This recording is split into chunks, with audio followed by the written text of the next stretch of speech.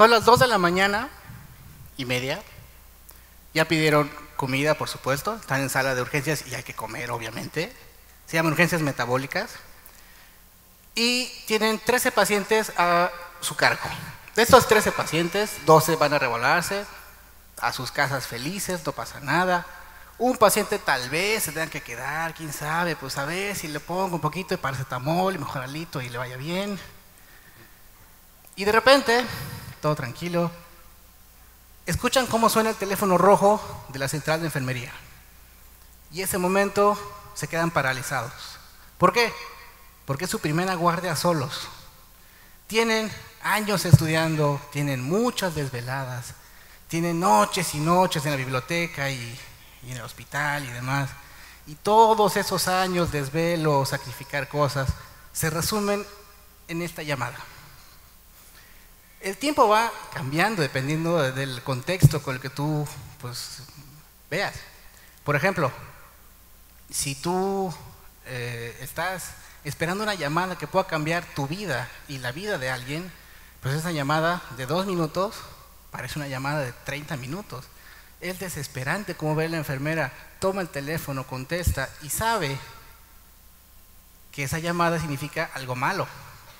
Pues es una ambulancia, puede ser algo bastante sencillo, un niño llorando, deshidratado, con algún problema sencillo de resolver, la mamá se espantó, llamó a la ambulancia, pero lo más probable es que venga con un problema bastante serio. Entonces, te quedas completamente paralizado. Lo siguiente que viene a tu mente es, ¿qué hago? ¿Cómo proceder? ¿Qué es lo que yo debo de realizar? Es mi primer guardia. En tu sala de urgencias hay gente con muchísima más experiencia que tú, viendo ese tipo de pacientes graves, pacientes que se pueden complicar en cualquier segundo. Parpadeas y el paciente ya se puso mal otra vez. Sin embargo, la decisión que va a valer esa noche es la tuya. ¿Tenemos derecho a equivocarnos? ¿Tenemos derecho a decir, ups, creo que no era por este camino?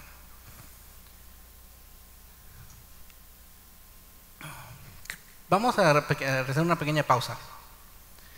¿Ves cómo va entrando tu paciente? ¿Ves cómo se abre la puerta de sala de urgencias? Esos 15 minutos que llegaba la ambulancia se convirtieron en 2 minutos. Cambió una vez más el tiempo. Esas 3 horas de llamada ahora se convirtieron en 2 minutos que llegó la ambulancia. ¿Ves desde que el paciente cruza la sala, cómo empieza a gritar, cómo está manoteando, cómo está combativo, si quiere arrancar todas las soluciones? Tú recuerdas la llamada y ¿qué te dijo la enfermera? Viene un paciente de 25 años que fue atropellado en la vía pública o en la autopista México-Puebla, salió proyectado 5 metros, un charco de sangre de 30 centímetros aproximadamente, signos claros de fractura craneal, de luxación de hombro, ves pues, bastante sangre. Y en cuanto ves cruzar al paciente, pues lo primero que te das cuenta es, ¿sabrá el paciente dónde está? Digo, sí viene gritando, sí viene manoteando, pero él sabrá qué está pasando. Y lo más importante aún, ¿habré omitido algo? Y la siguiente pregunta que viene a tu cabeza es, ¿y ahora qué hago? ¿Qué sigue? Me di cuenta en años de estudiar medicina, y sigo estudiando medicina, creo que no voy a dejar de estudiar en muchísimo tiempo, sí, es que necesitas 3 aspectos fundamentales pues, para poder realizar cualquier trabajo. La primera parte es la anatomía y fisiología en mi área, que es la base teórica de todo.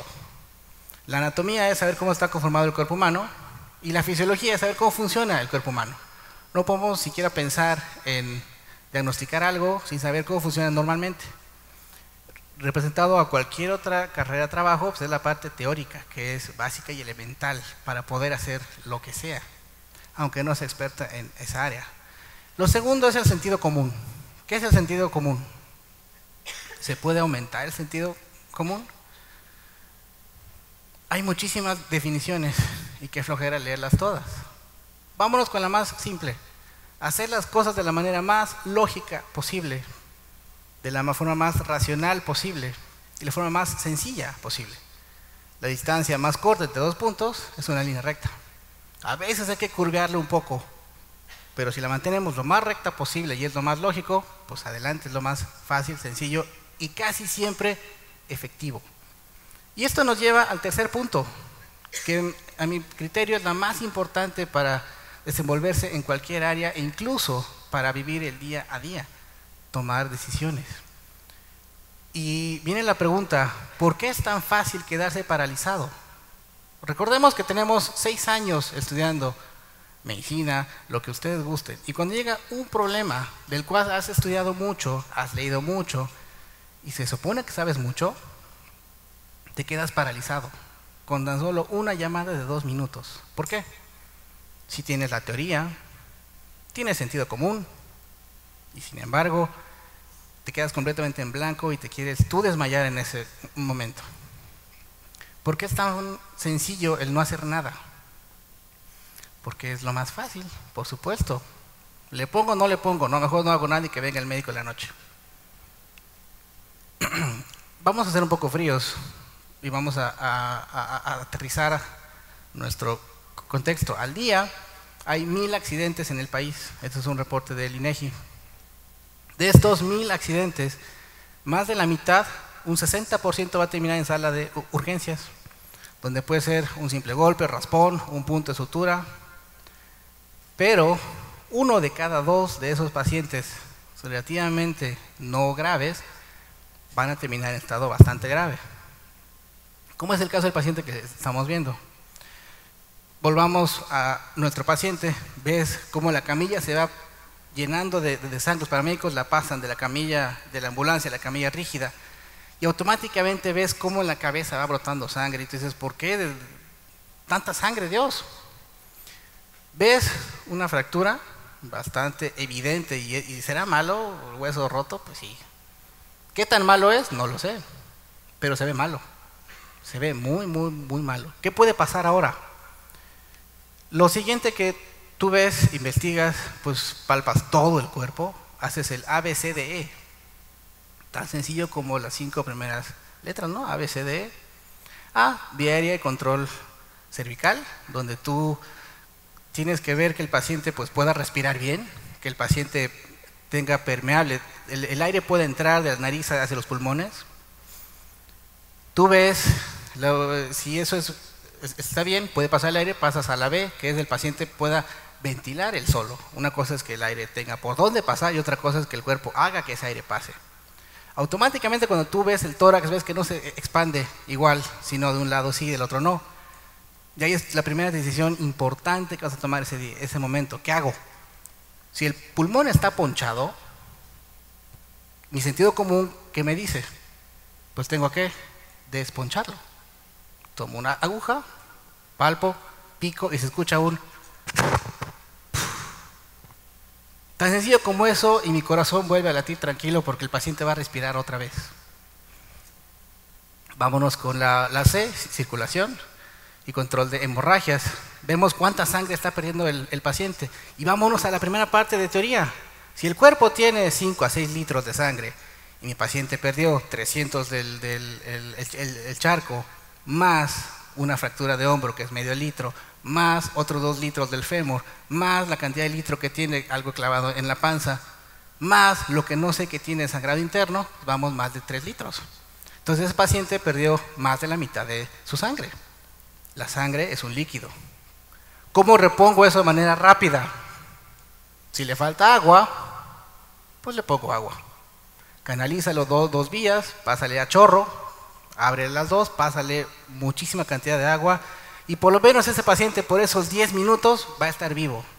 Entonces estamos regalando 10 minutos extras para que ese paciente pueda seguir adelante. Seguimos investigando bien la parte de la D, que es cuando revisamos el estado de conciencia.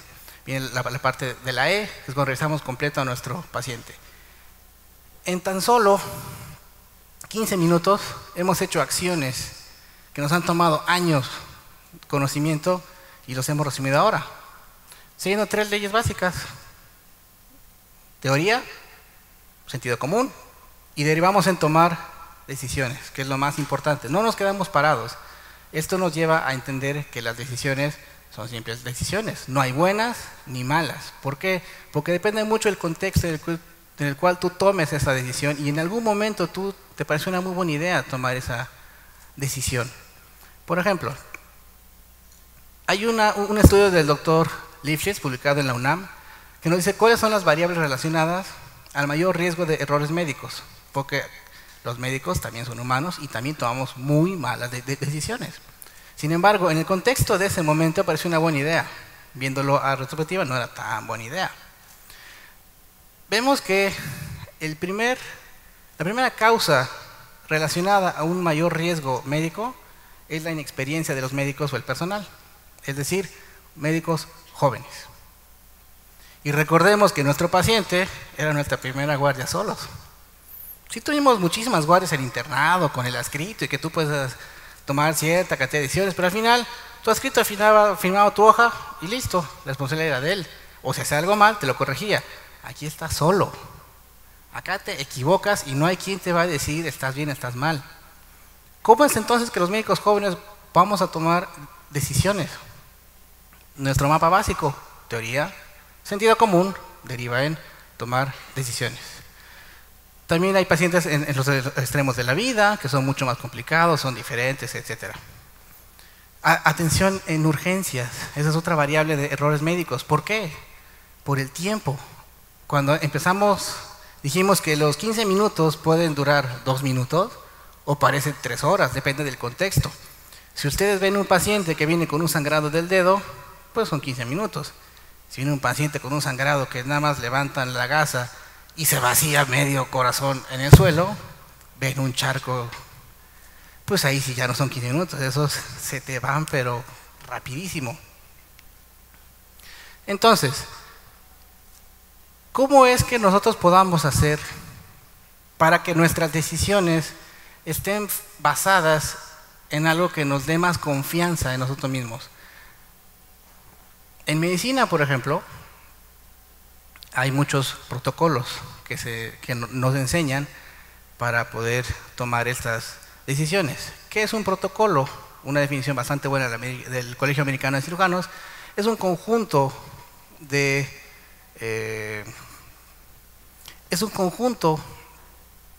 acciones ordenadas que tú vas a realizar para no olvidarte lo importante. A, B, C, D, E, tan sencillo como eso. Y en 15 minutos salvamos la vida de alguien con saberte las 5 primeras letras. Ese es un protocolo hecho justamente para que no olvidemos factores y aspectos importantes. Por ejemplo, si estamos hablando de sistemas y un banco, pues la talla que ustedes gusten en el país, sufre una caída, ¿cuánto tiempo tiene un técnico o un profesional en sistemas para restablecer esa línea? ¿Ustedes se han puesto a pensar qué pasaría si un banco pierde la red por tan solo 5 minutos? ¿Cuántos hackeos puede haber a las cuentas de los clientes? ¿Qué puede pasar? ¿Y cómo puede repercutir en ese banco? ¿Qué pasaría si un banco cierra por eso? Estamos hablando de algo catastrófico desde cierto punto de vista de los negocios y demás. ¿Qué hace un ingeniero en sistemas? Pues también tiene su serie de pasos para poder investigar dónde está el problema. Primero tiene que ver la conexión entre los dos routers, tiene que ver preguntarle a la computadora, entre comillas, qué es lo que está pasando. Entonces, en nuestra vida los protocolos están hechos para poder solucionarnos la existencia, para darnos confianza en las decisiones. Por supuesto que las decisiones jamás van a ser automáticas. Los protocolos no automatizan las cosas, simplemente nos ordenan los pensamientos para que así sea más fácil tomar decisiones. En sus trabajos, en sus profesiones, ¿qué protocolos tienen? ¿Se han puesto a pensar? Y la parte más interesante y rica de todo esto es, ¿qué protocolos han creado ustedes? ¿Se considera una persona metódica? Si una persona metódica hace todo de una manera ordenada para no olvidarse, eso sería un protocolo por definición. ¿Cuántos protocolos tienen ustedes para poder solucionar sus propios problemas? ¿Cuántos protocolos tienen ustedes para tanto el trabajo, para el área profesional? ¿Por qué no creamos uno? ¿Por qué no creamos una forma ordenada de hacer las cosas donde no se nos olvide nada? donde sencillamente tenemos una forma metódica de llego, pasa esto, hago el otro, y así vas tomando decisiones. Y lo más importante es que no se quedan parados. Una decisión, la peor de todas, es no hacer nada, porque eso siempre va a terminar mal, casi siempre va a terminar muy mal. O hago A, o hago B, hago C, o no hago nada. Cualquiera de las tres va a tener una repercusión, una consecuencia. Puede ser buena o mala. Tienes que tener un plan alternativo para poder contrastar si es que es mala o si es buena. Con el protocolo es mucho más fácil, muchísimo más fácil. ¿Por qué no pensamos todos nosotros en crear nuestros propios protocolos? ¿Por qué no pensamos nosotros en tomar más decisiones y no tener miedo? Jamás se queden parados. Muchísimas gracias.